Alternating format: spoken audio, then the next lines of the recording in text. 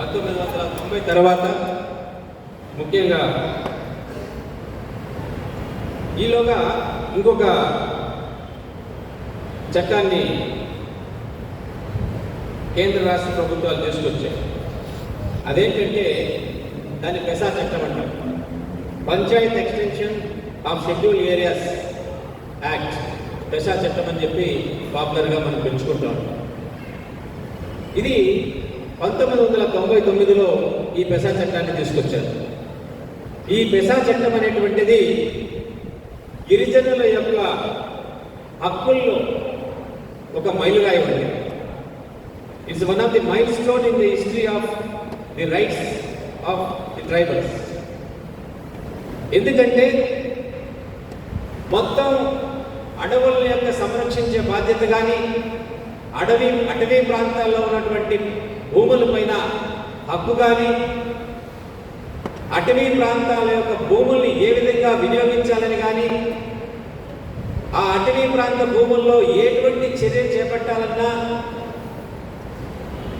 ఖచ్చితంగా తప్పనిసరిగా ఆయా గ్రామ సభల అనుమతి ఉండాలి. మన భారతదేశానికి పార్లమెంట్ ఎట్లయితే సుప్రీమో, అటవీ ప్రాంతాల్లో ఆ గ్రామంలో, ఆ గ్రామ పరిధిలో ఉన్నటువంటి అటవీ భూముల మీద, ఆ అడవి మీద పూర్తి హక్కు, పూర్తి అధికారం గ్రామ సభకు ఉంటుంది. గ్రామ సభ అనుమతి లేనిది కేంద్ర రాష్ట్ర ప్రభుత్వాలు ఎటువంటి పరిస్థితుల్లోనూ ఆ గ్రామ పరిధిలో ఉన్నటువంటి అటవీ భూముల్లో కానీ, అడవి మీద కానీ ఏ విధమైనటువంటి చర్య తీసుకోవడానికి లేదు. చాలా స్పష్టంగా ఇట్స్ వన్ ఆఫ్ ది చాలా ప్రోగ్రెసివ్ లెజిస్లేషన్, ఒక యాక్ట్. మరి అది ఎందుకు వచ్చిందంటే అది కూడా పోరాటాల ఫలితంగానే వచ్చింది. అయితే మనందరికీ కూడా తెలుసు, పాలకులు చట్టాలను ఊరికే తీసుకురారు. పెసా చట్టం కింద ఇచ్చినటువంటి హక్కుల్ని, గ్రామ సభలకు ఉన్నటువంటి హక్కుల్ని లోపాయికారిగా వెనక్కి లాగేసుకున్నటువంటి చట్టము. వన సంరక్షణ సమితి పేరుతో పెసా చట్టం కింద గిరిజనులకి ఏ హక్కులైతే తగిలిపడ్డాయో ఆ హక్కుల్ని ఆ వన సంరక్షణ సమితిల పేరుతో ప్రభుత్వాలు లాగేసుకున్నాయి. అది నిజానికి వాస్తవంలో ఆచరణలో గిరిజనుల యొక్క ప్రయోజనాలకు విరుద్ధంగా పనిచేస్తున్నటువంటి ఆ వన సంరక్షణ సమితిని అనేటివి గిరిజనుల యొక్క ప్రయోజనాల కోసం పనిచేసినటువంటి దాఖలాలు ప్రాక్టికల్గా కూడా మనకి ఎక్కడా లేవు. అయితే ఈ పెసా చట్టం కింద ఇందాక చెప్తున్నట్టు పాలకులు చట్టాలను అనివార్యంగానే తీసుకొస్తారు. వాళ్ళకేమి గిరిజనుల మీద ప్రేమతో కాదు, లేదు నిజంగా అడవులు రక్షించాలని కాదు, అక్కడ వచ్చినటువంటి ముందుకు వచ్చినటువంటి పర్యావరణ ఉద్యమాలు కావచ్చు, గిరిజనుల పోరాటాలు కావచ్చు, వీటన్నిటి ఫలితంగా కొన్ని చట్టాలను తీసుకొస్తారు. కానీ మన రాష్ట్రంలో చట్టం వస్తే దానికి సంబంధించినటువంటి రూల్స్ని 2011లో రాష్ట్ర ప్రభుత్వం రూల్స్ని ఫ్రేమ్ చేసింది. అంటే దాదాపు 15 సంవత్సరాల తర్వాత, అంటే ఆ చట్టం అమలు కోసం రూపొందించాల్సినటువంటి రూల్స్ని ప్రభుత్వాలు 15 సంవత్సరాల పాటు అటకెక్కించి ఆ తర్వాత 2011లో ఆ రూల్స్ని తీసుకొచ్చాయి. మరి ఈ పెసా చట్టాన్ని ప్రాక్టికల్గా అమలు చేయట్లేదు ఎవరు, ఏ రాష్ట్ర ప్రభుత్వం కూడా ప్రాక్టికల్గా అమలు చేయట్లేదు. ఇప్పటి వరకు గ్రామ సభలు నోటిఫై చేసి వాటికి ఆ గ్రామ సభలకి పెసా చట్టం కింద కల్పించినటువంటి రాజ్యాంగబద్ధమైనటువంటి అధికారాలని గుర్తించడానికి రాష్ట్ర ప్రభుత్వాలు ఇప్పటికీ కూడా చిత్తశుద్ధితో ప్రయత్నం చేయడం లేదు, ఒక రకంగా నిరాకరిస్తూనే ఉన్నాయి. అయితే ఇక్కడ మామూలుగా చట్టం చేసిన తర్వాత ఆ చట్టాన్ని అమలు కోసం రూల్స్ని ఫ్రేమ్ చేస్తుంది ఎక్కడైనా కానీ, జనరల్గా జరిగేది. కానీ ఈ అటవీ సంరక్షణ చట్టానికి, ఫారెస్ట్ కన్జర్వేటివ్ యాక్ట్కి యాక్ట్ అమెండ్మెంట్ అనేటువంటిది 2023లో లాస్ట్ ఇయర్ వచ్చింది. 2022లోనే దానికి సంబంధించినటువంటి రూల్స్ వచ్చేసాయి. అంటే ఎప్పుడు కూడా చట్టం వచ్చి చట్టం తర్వాత రూల్స్ వస్తాయి. బట్ ఇక్కడ మాత్రం ఫస్ట్ రూల్స్ ఫ్రేమ్ చేసిన తర్వాత చట్టాన్ని అమెండ్ చేశారు. అంటే వాళ్ళకి పాలకులకి వాళ్ళు ముందుకు పోవడానికి, కార్పొరేట్ ప్రయోజనాలను కాపాడడం కోసం వాళ్ళకి ఏదైతే అవసరం ఉంటుందో దాన్ని వెంటనే చేస్తారు. చట్టం అమెండ్మెంట్ పార్లమెంట్లో లేట్ కావచ్చు, లేదు రాజ్యాంగం కల్పించినటువంటి అనేకమైనటువంటి ప్రొటెక్షన్స్ వల్ల ఒక చట్టాన్ని దాన్ని సవరించాలంటే 300-200 మెజారిటీ పార్లమెంట్లో ఉండాలా, రాజ్యసభలో బిల్లు నెగ్గాలా, ఇవన్నీ చాలా ఇబ్బందులు ఉంటాయి. కాబట్టి చట్టం కావాలంటే మనం చేసుకుందాం, ఈ లోపల రూల్స్ని మార్చేద్దామని చెప్పి 1922లోనే ఈ కన్జర్వేటివ్ యాక్ట్ని రూల్స్ని 22లోనే మార్చేశారు. అయితే ఈ చట్టాలు 1980లో ఫారెస్ట్ కన్జర్వేటివ్ యాక్ట్ అటవీ సంరక్షణ చట్టం వచ్చిన, 88లో ఈ అటవీ పాలసీ నూతన ఫారెస్ట్ పాలసీ వచ్చిన, 1996లో పెసా చట్టం వచ్చిన, ఇవన్నీ కూడా వీటన్నింటినీ కూడా పాలకులు చిత్తశుద్ధితో అమలు చేయలేదు. అమలు చేయకపోగా ఎప్పుడైతే కార్పొరేటైజేషన్, ప్రపంచీకరణ, గ్లోబలైజేషన్, ప్రైవేటైజేషన్, గ్లోబలైజేషన్ తర్వాత ఈరోజు మనం దాని కార్పొరేటీకరణగా మనం చూస్తున్నాం. వాస్తవానికి ఇక్కడ ఒక విషయాన్ని మీతో షేర్ చేసుకోవాలను. ఎందుకంటే పెట్టుబడికి ఒక స్వభావం ఉంటుంది. ఆ పెట్టుబడే పరిణామం చెంది కార్పొరేటీకరణ చెందింది. ఇందాక మనం మాట్లాడుతున్నాం నాగరికత, డెవలప్మెంటు, వాళ్ళ అనాగరికలు, ఆదివాసీలు అనాగరికలు ఎక్కడో అడవుల్లో ఉంటారు, వాళ్ళకి నాగరికత తెలియదు. మనం పట్టణాల్లో ఉంటాం, మనకి నాగరికత చాలా బాగా తెలుసు అని మనం మాట్లాడుకుంటాం. నేనేం చెప్తున్నానంటే నేనే కాదు, సమాజంలో ఈ సమాజాన్ని అభిలషించేటువంటి వ్యక్తులందరూ చెప్పే మాట, ఎప్పుడు కూడా నాగరికత అనేటువంటిది మనిషికి మానవ విలువల్ని అందివ్వాలి, పెంపొందివ్వాలి. అయితే ఇది రివర్స్లో నడుస్తుంది. ఎక్కడైతే నాగరికత, సోకాల్డ్ డెవలప్మెంట్ అండ్ సివిలైజేషన్ అని అంటున్నామో అక్కడ మానవ విలువలు మృగ్యమైపోతున్నాయి.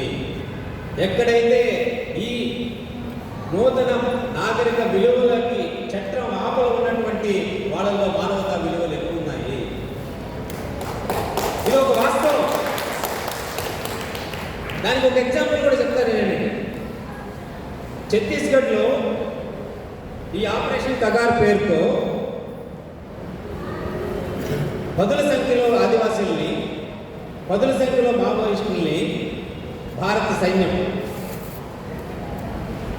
విదేశాల దురాక్రమణల మీద పోరాటం చేయాల్సినటువంటి border security forces and special forces ఈ దేశ ప్రజల మీదనే యుద్ధం ప్రకటించి వాళ్ళని చంపేస్తే ఆ సంఘటనల మీద దాదాపు 150 మంది చనిపోయిన తర్వాత ఈ దేశంలో ఉన్నటువంటి హక్కుల సంఘాలన్నీ కొన్ని ప్రజా సంఘాలతో కలిసి నిజ నిర్ధారణకి వెళ్తే ఆ నిజ నిర్ధారణ బృందాన్ని ఈ దేశ ప్రజల యొక్క మానవ ప్రాణాలను రక్షించడానికి కోసమే మేము ఇక్కడ ఆయుధం పట్టుకుని ఉంటున్నాము అని చెప్పినటువంటి సోకాల్డ్ ఫోర్సెస్ అర్ధరాత్రి పూట నడి రోడ్డు మీద ఆ ఫ్యాక్ట్ ఫైండింగ్ టీమ్స్ని ఆపేశాయి. తెల్లారితే వాళ్ళకి టీ తాగడానికి ఎవరైనా టీ కొట్టు తెరిస్తే మన వాళ్ళు పాపం రాత్రంతా చల్లో ఫ్యాక్ట్ ఫైండింగ్లో వెళ్ళినటువంటి సభ్యులు చల్లో ఇదైపోయి ఉదయాన్నే లేస్తే కాస్త టీ దొరుకుతుందేమో అని చెప్పి చూస్తే ఎవ్వడు కూడా వీళ్ళకి ఎవరికి టీ ఇవ్వడానికి లేదు, మందులు తినడానికి లేదు, వీళ్ళకి ఏమీ సప్లై చేయడానికి లేదని చెప్పి అక్కడ ఉన్నటువంటి ఒక చిన్నపాటి ఊర్లో ఉన్నటువంటి టీ కొట్టులు కూడా మూయించి వీళ్ళకి కనీసం టీ కూడా ఇవ్వకుండా చేసినటువంటి ఘనత, అది ఒక మానవతా విలువ ఆ ఫోర్సెస్ ఉండాలి. అదే అక్కడి నుంచి గూడెంలోకి వెళ్ళిన తర్వాత అన్నా మీరు మా కోసం వచ్చారా రండి అని చెప్పి వీళ్ళకి వాళ్ళు తినేటటువంటి వండి పెట్టినటువంటి ఇది ఆ ఆదివాసీలకు. అది వాళ్ళ మానవత్వం, ఇది వీళ్ళ మానవత్వం.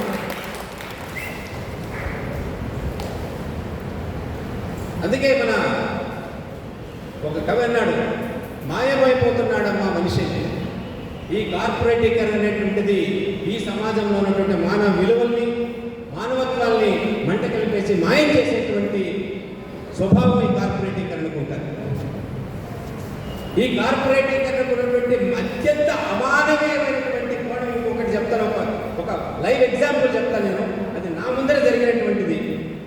నేను ఒక ఇంటర్నేషనల్ ఫ్లైట్లో ప్రయాణం చేసేటప్పుడు నా ముందు వరుసలో ఒక ప్రయాణికురాలు కూర్చొని ఉంది. ఆమెకు దాహం వేసింది. ఎయిర్ హోస్టెస్ని పిలిచి నీళ్ళు కావాలని అడిగింది. నీళ్ళు కావాలని అడిగితే నీళ్ళు ఫ్రీగా ఇవ్వమండి, మా ఫ్లైట్లో మీరు డబ్బులు పెట్టి కొనుక్కోవాలని. సరే, ఆమె దగ్గర ఒక కరెన్సీ ఉంది. ఆ కరెన్సీ ఇస్తే ఈ కరెన్సీని మేము యాక్సెప్ట్ చేయం. మా కరెన్సీ ఇస్తేనే మేము యాక్సెప్ట్ చేస్తాం. ఈ కరెన్సీ నేను తీసుకోను, మీ దగ్గర ఆ కరెన్సీ లేదు కాబట్టి ఈ కరెన్సీని తీసుకొని నీకు నీళ్ళు బాటిల్ ఇవ్వను. ఇది లిటరల్గా ఎయిర్ హోస్టెస్గా ఆమె చెప్పింది. ఏం చేస్తుంది ఆమె? ఫ్లైట్ మధ్యలో ఉంది, దాహం వేసింది. ఆమె దగ్గర కొనుక్కోవడానికి డబ్బులు ఉన్నా కానీ ఆ కరెన్సీ పనిచేయదు. నీళ్ళు ఇవ్వలేదు, వెళ్ళిపోయింది.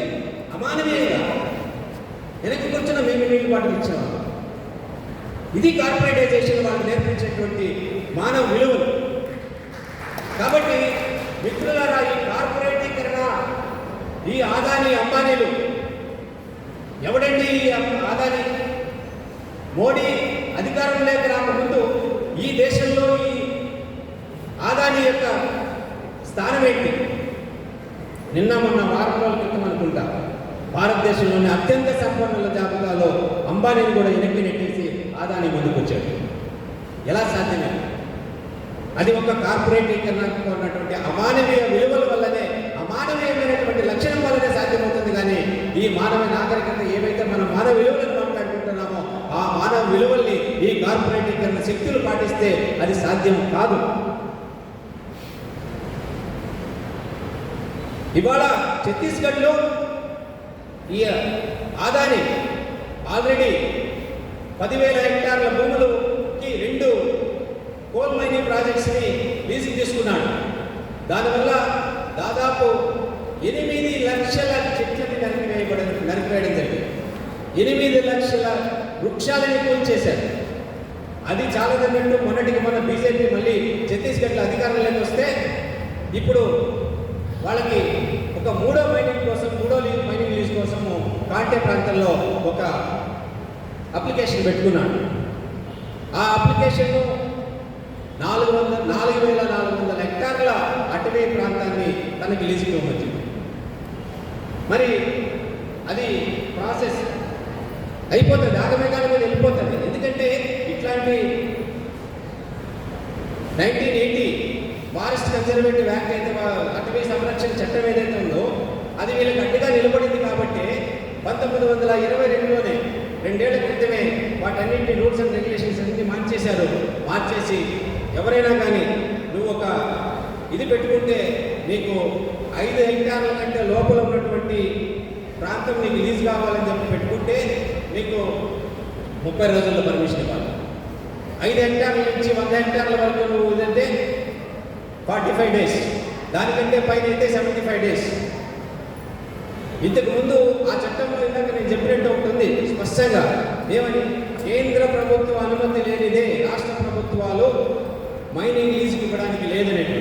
దాన్ని పక్కకి తీసేసి అమెండ్ చేసేసి, అరే భయ్యా ఏం పని లేదు ఇవన్నీ, మరి మా అమ్మాయిని వస్తాడు ఆదాన్ని వస్తాడు, మరి వాళ్ళకి వచ్చినప్పుడు ఆగమేఘాల మీద వాళ్ళకి రెడ్ కార్పెట్ వేసేసి అనుమతులు ఇవ్వాలి. కాబట్టి దీనికి ఏ చట్టాలు అడ్డంగా ఉన్నాయో వాటన్నిటిని కూడా సవరించేసేయండి అని చెప్పారు. సవరించేసి ఆ సవరణ పేరుతో మొత్తంగా కూడా ఒక అడ్వైజరీ కమిటీ. ఎవరి అడ్వైజరీ కమిటీ? ఆ అడ్వైజరీ కమిటీలో ఎవరో ఒక డీజీపీ స్థాయి అధికారి ఉంటాడు, ఒక ఐపీఎస్, ఒక ఐఏఎస్ అధికారులు ఉంటారు, రాజకీయ నాయకులు ఉంటారు, వాళ్ళ తొత్తులు ఉంటారు. వీళ్ళు అనుమతులు ఇచ్చేస్తారు. ఎందుకంటే ఇవాళ ఉదయం ఈ ఆహ్వాన సంఘం అధ్యక్షుడు మాట్లాడుతూ ఒక మాట అన్నాడు, ఇవాళ చట్టసభల్లో అంతా కార్పొరేట్ శక్తులు 1/3 ఆక్యుపై చేసుకున్నారని చెప్పి. 1/3 కార్పొరేట్ శక్తులు ఆక్యుపై చేసుకోవచ్చు ఈ భారతదేశ పార్లమెంట్ని. కానీ మిగిలినటువంటి 2/3 ఎవరు?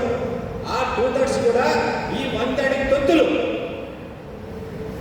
ఎక్కడైనా మీరు ఒక్కసారి అయినారండి? ఒక ప్రభుత్వంలో ఒక సంఘం, మన సంఘాలే ఉన్నాయి, మనం మీటింగ్ పెట్టుకుంటాము, ఒక చర్చ చేసుకుంటాము, ఒక ఇంటర్నల్ మీటింగో, ఒక కార్యవర్గ సమావేశమో, ఒక డిబేట్ అయితే జరిగినప్పుడు డిసెంట్ అనేటువంటిది ఉంటుంది. కానీ ఎక్కడైనా అధికార పార్టీకి సంబంధించినటువంటి ఒక్క పార్లమెంట్ సభ్యుడైనా కానీ వాళ్ళు ప్రవేశపెట్టినటువంటి బిల్లును విమర్శిస్తూ మాట్లాడినటువంటి చరిత్ర ఇటీవల కాలంలో పార్లమెంట్లో ఉందా? లేదు.